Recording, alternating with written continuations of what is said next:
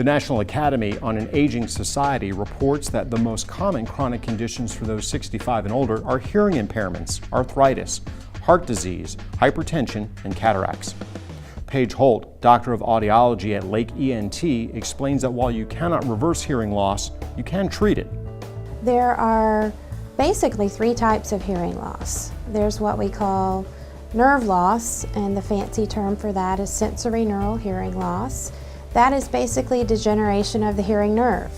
The most common causes of degeneration of the hearing nerve are aging, exposure to loud noise, and family history can contribute.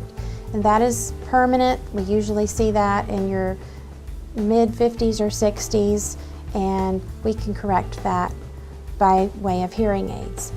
A very important part of recommending hearing aids is learning about the lifestyle of the individual.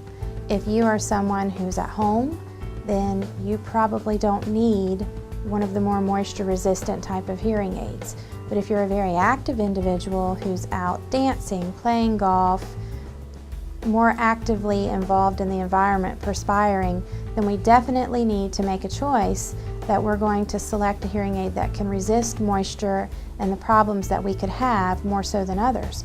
There are certain types of hearing aids that we would want to avoid if the person has a lot of problems with earwax. We don't want any parts sitting next to the earwax that would be damaged. So we need to learn about the patient, their lifestyle, their body, their ears, to help us determine what is the best recommendation for them. The hearing loss is not the only thing that determines what hearing aid we will use. There are many different hearing aids to select from. We are an independent hearing aid dispenser, which means that we can carry many different brands of hearing aids. We're not going to be stuck with one particular brand. There are different levels of technology. So we have entry-level technology, mid-level, up to high-end level technology. So there are 4 or 5 different tiers of hearing aid technology. And to say that you have to spend $5,000 or $6,000 on a set of hearing aids would not be accurate, because we do find that most of the time we can help people with considerably less cost. For more information on hearing aids and the audiology services available at Lake ENT, please click on the Age and Hearing Loss story link on our homepage at yourhometownhealth.com.